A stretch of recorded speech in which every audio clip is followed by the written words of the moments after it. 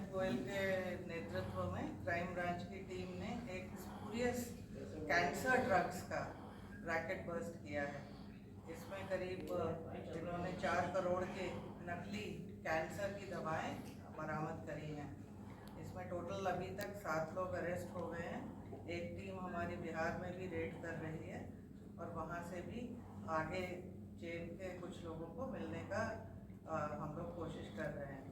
अभी तक जो 7 लोग अरेस्ट हुए हैं उसमें दिल्ली और गुड़गांव में से हैं। उसमें जो इनके मेन मास्टरमाइंड हैं उन्होंने सबसे पहले 2 फ्लैट्स मोती नगर में लिए थे। उन फ्लैट्स में उन्होंने एक फैक्ट्री बनाई हुई थी जहाँ पे कैंसर की नकली दवाएं भरी जाती। ये करते ये थे कि जो कैंसर के हॉस्पिटल में जो दवाएं यूज़ होती हैं उनके जो एम्प्टी वायल्स होते हैं उनको डिस्ट्रॉय करने का एक प्रॉपर प्रोसीजर होता है, लेकिन उनको डिस्ट्रॉय नहीं करते थे और वो वहाँ से ये खरीद लिया करते थे। इसमें मदद इनके कुछ हॉस्पिटल्स में काम करने वाले लोग भी थे जो इनकी मदद करते थे। जो कैंसर के दवाओं के डिस्ट्रक्शन यूनिट में जो लोग काम कर रहे थे वो वहाँ से इनको वायल्स निकाल के दे दिया करते थे बिना डिस्ट्रॉय किए, और ये वायल्स खरीद के इसमें ये नकली दवाएं भर के दोबारा से उनको सील करके और मार्केट में बेच देते थे। इस तरह ये कैंसर पेशेंट्स की ज़िंदगी के साथ खिलवाड़ कर रहे थे। तो इसमें जो है जो 7 लोगों को पकड़ा है उनके साथ 4 करोड़ की दवाएं, नकली दवाएं भी मिली हैं। साथ में जो है कैश भी बरामद हुआ है जो इन्होंने लोगों को इस तरह से बेच के दवाएं और इकट्ठा किया था। तो इससे जो है एक जो रैकेट चल रहा था हॉस्पिटल के एम्प्लॉयज़ के बीच में, फार्मासिस्ट के बीच में, और साथ में इनमें से एक था जो मेडिकल टूरिज्म की कंपनी भी चला रहा था। तो वो विदेश से कैंसर पेशेंट्स को उनकी कंपनी जो है मार्केटिंग करके उनको यहाँ बुलाती थी और यहाँ पे कैंसर की दवाओं को सस्ते दामों में देने के बहाने से उनको वो नकली दवाएं बेचा करते थे। तो एक वो भी व्यक्ति हम लोगों ने गिरफ्तार किया है जो मेडिकल टूरिज्म के आड़ में ये काम कर रहा था। Thank you. मैम, ये नकली दवाओं को बेचने का किस प्रकार से कार्य किस तरह से करते थे? किनको ये देते थे नकली दवाएं जिसको बेची जा सकें? इन्होंने ना जो इसमें मेन इनका एक सेलर है जो गुड़गांव बेस्ड है, उसने एक मेडिकल टूरिज्म की कंपनी चलाई हुई थी। उस कंपनी में ये फॉरेन से बहुत सारे लोगों को कैंसर के ट्रीटमेंट सस्ते दामों में कराने के बहाने से लोगों को यहाँ पे बुलाते थे और वो उन लोगों को डिस्काउंटेड प्राइस में दवाई देने के बहाने से दिया करते थे। इसी तरह इसमें कुछ लोग हैं जिनकी फार्मेसी की दुकानें हैं। वहाँ पे जब आदमी खरीदने जाता था दवाई तो उसको भी ये बोला करते थे कि आपको डिस्काउंटेड रेट पे हम दवाई दे देंगे, आप हमसे ले लीजिए। तो उस प्रकार से ये बेचते थे। प्लस जहाँ हॉस्पिटल में ये लोग इनके साथी काम कर रहे थे, वहाँ हॉस्पिटल में भी वो लोगों को, पेशेंट्स को बोलते थे कि यहाँ से दवाई सस्ते दामों में हम आपको दिलवा देंगे, फलानी फार्मेसी पे चले जाइए।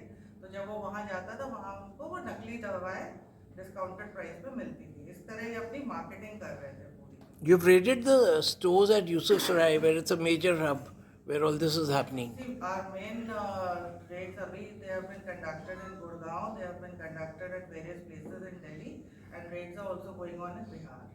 मैम, अभी तक कितने की दवाएं बेच चुके थे? ये पिछले 1.5 साल से कर रहे थे, तो अभी इन्वेस्टिगेशन चल रहा है कि टोटल कितना किया है इन्होंने। पर इनके पास से जिस प्रकार से कैश मिल रहा था और जिस प्रकार की इन्होंने प्रॉपर्टीज ले रखी हैं उसका अभी पूरा हम लोगों को करना बाकी है, लेकिन काफ़ी पैसा इन्होंने कमा रखा है। कैश कितना बरामद हुआ? कैश इनके पास से कैश है हाँ,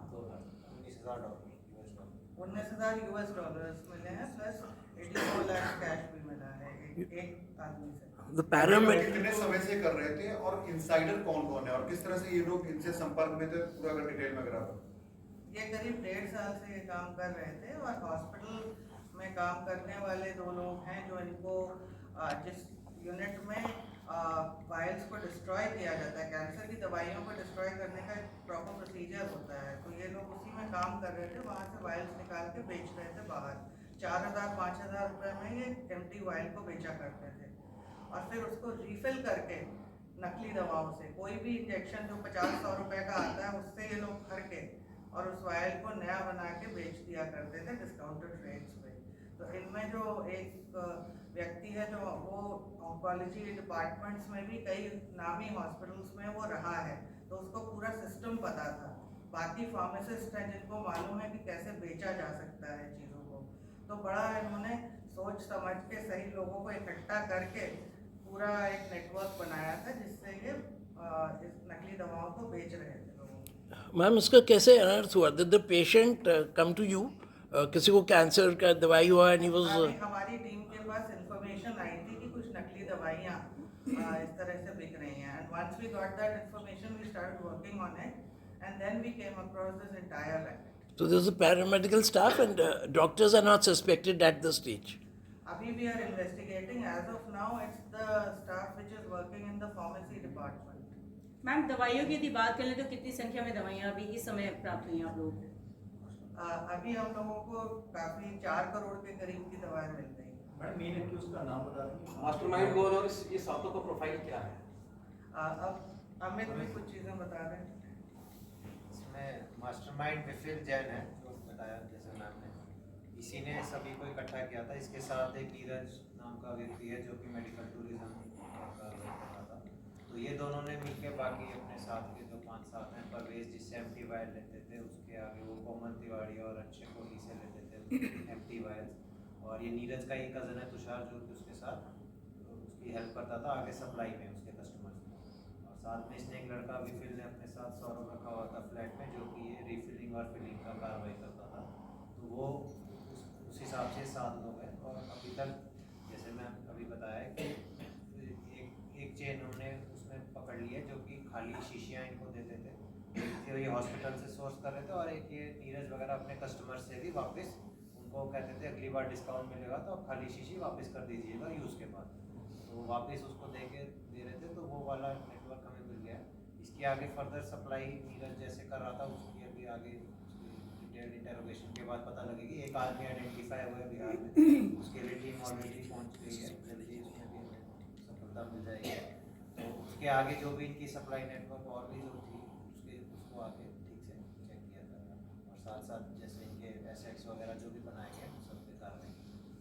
So they were injections, and were they dry or they were in liquid state? And have you sent them for testing to any other labs? Yes, they have been taken. Uनका drug department has done their sampling also. So what has been found? What do they contain? What It's substance? It is being filled with another antifungal drug, Okay. proconazole, which has also been recovered. So they were buying it for 100 rupees from the market and then filling it as a cancer medicine. See, the vials contain transparent medicine. Yes. So the actual medicine costs about 1.8 lakhs.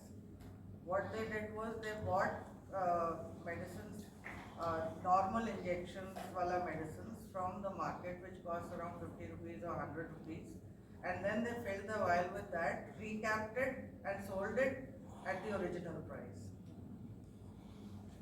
Thank you, ma'am. Thank you so much.